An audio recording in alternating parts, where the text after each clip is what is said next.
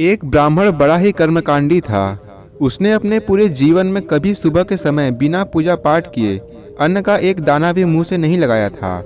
वृद्धावस्था में एक बार वह बीमार पड़ा और उसे अपना अंत नज़दीक नज़र आने लगा।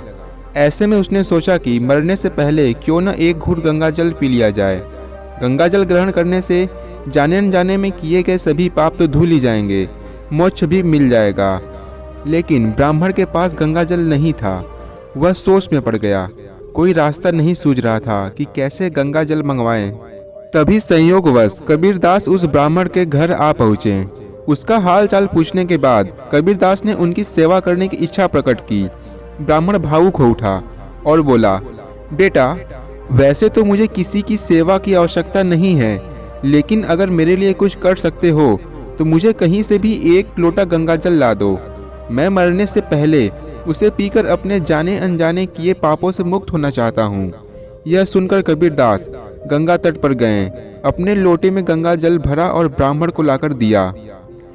कबीरदास के लोटे में गंगा जल देकर ब्राह्मण बोला, तुम्हें अपने लोटे में गंगा जल लाने के लिए किसने कहा था? जुलाहे के लोटे से गंगा जल ग्रहण करके मैं पाप मुक्त तो हो ही नहीं सकता, बल्कि उल्टा अपना भी धर्म भ्रष्ट कर बैठूंगा।